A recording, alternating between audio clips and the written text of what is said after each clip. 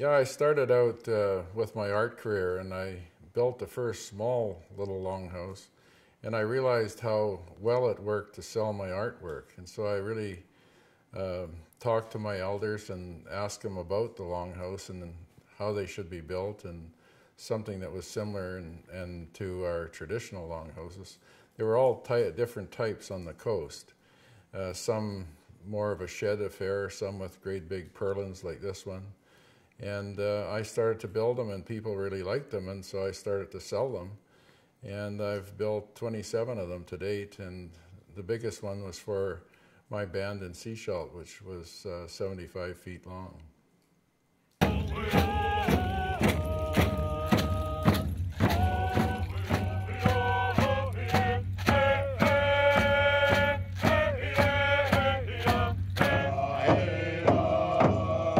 Far too long, this place has been void of those drums, the singing, the songs that we hear today.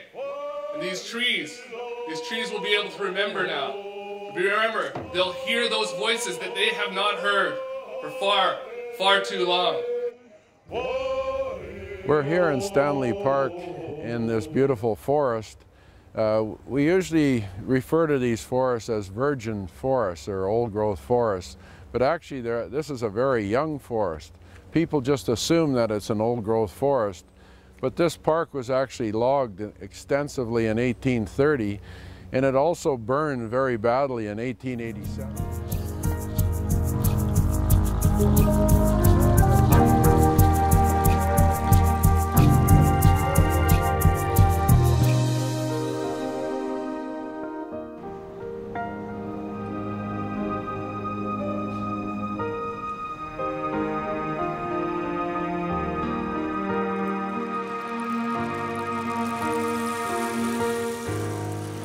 One of the trees that I want to talk about is the big leaf maple here. We also call it the paddle maple because we made all of our paddles from it. It's a really strong, brittle wood. So you take maple and you burn it in the fire and then scrape off the charcoal. You have a very hard point, and you can, they used it to kill small animals or defend themselves. There's also a specific fern, a licorice fern, that grows only on maple trees, and we ate it as children. It's almost like a candy, and it's very tasty, tastes just like licorice. Also beautiful moss on the maple trees. This here is the willow. Its bark and its leaves have the salicylic acid, which is the natural aspirin. Red alder tree. It was beautiful for making utensils, bowls, dishes.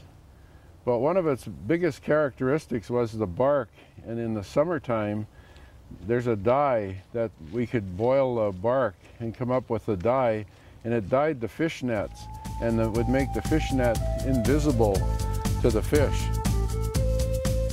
The First Nations people lived in the area now called Stanley Park for thousands of years, and today it is the most photographed location in all of British Columbia. In July of 2010, work began on a new venture called Klahowya that would showcase Aboriginal culture.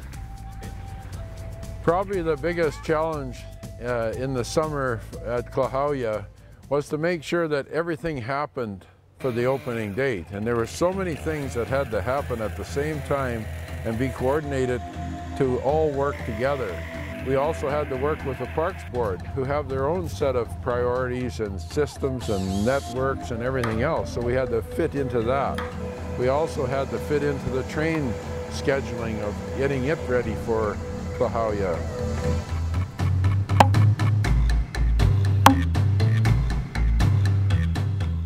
The teepee was another challenge because I'd only made one other teepee 40 feet high.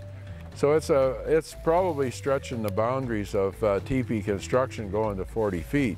And the cover itself was a couple thousand pounds, and we had to get that up there. So we had to really struggle to get that thing up and get it working right. But it worked in the end, and it was really, really well. Where there was families that reunited and helped each other and pitched in to make sure that the artist finished their piece in time so that everything worked and looked good. And it was really nice to see even a little bit of healing in the families. In the last few days of Klahowya, we had to start to assemble everything, and everything had to come together and fit. Bringing all that together in 3 big pieces and trying to move it out there and assemble it and make it look good.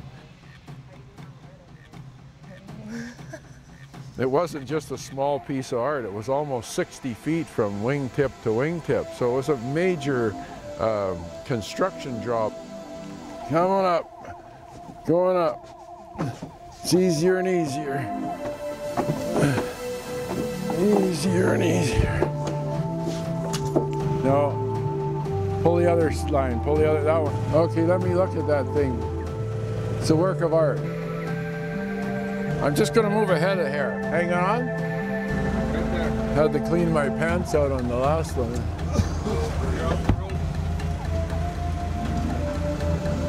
Are you kidding? This is great. Yay! The lines could have been heavier. Yeah. And one of the Siamese twins got his eyebrow up a little bit. That's beautiful. Nothing's perfect in this world.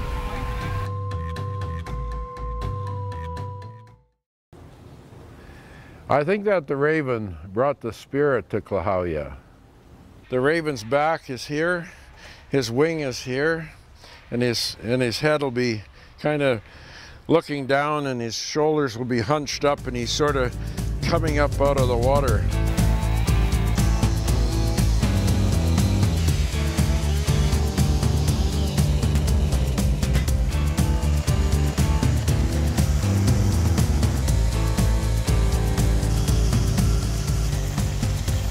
I keep thinking it's a he, but the more I work on it, it feels like a she.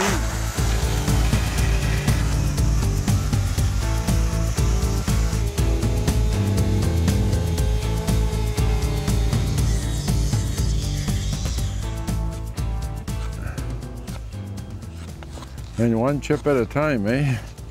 There's got to be a lesson there, eh? And you know, I mean, this is tough, but it's, I think in the end, rewarding, because we give this old stump a new life. It's going to love us for it. So I like to be part of a culture that was based on the richest person was the person that gave the most away. I mean, that's beautiful, right? That's part of this art. You give it away.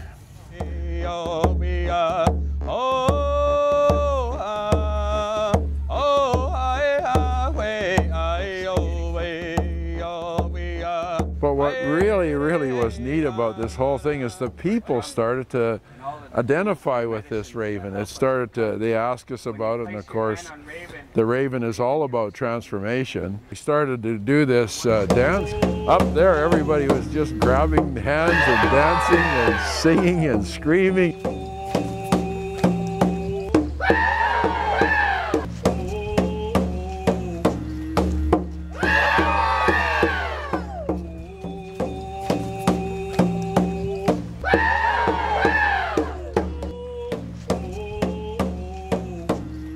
Yeah, my impression so far, it's wonderful. I'm so glad that I came here. I literally am here by chance because I'm actually leaving tomorrow, and from what I've seen so far, it's wonderful, it's beautiful. The sun's shining, it feels calm. I like the smiling faces on everybody that I've seen here so far. And there's a gentleness, not just in the art, but also in the art of the people, the way that they present themselves. And I feel that, you know, it's genuine, that's what I like. Yeah. We've had to fight the damn thing right from the moment we took it out of the ground.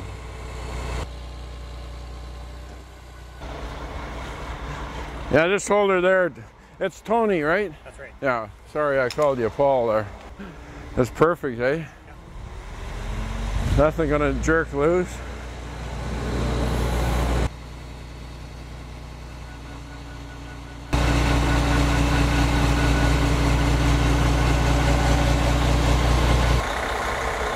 Hope nobody was having a crap in there.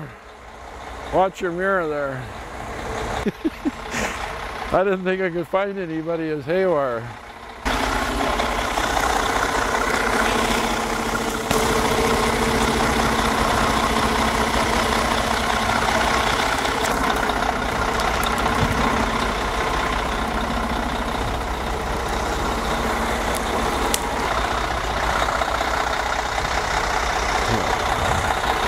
about this. You could come straight. You could come straight.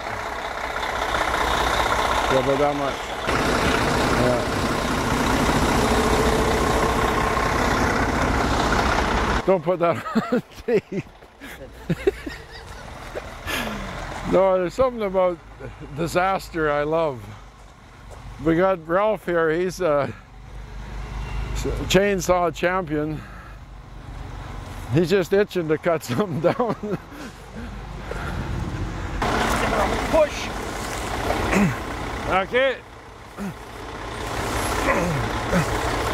We got a foot out of it. If it wasn't for this bloody, I'll lift it up.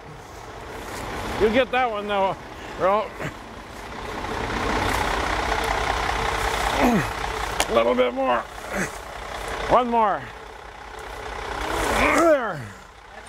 I think we got her now. Yeah.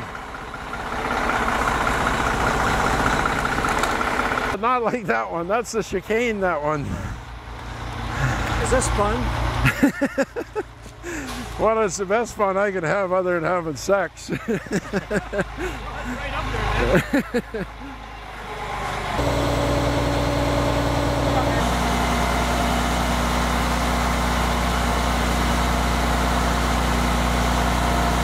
Oh yeah, for sure. Exactly there on that angle, eh?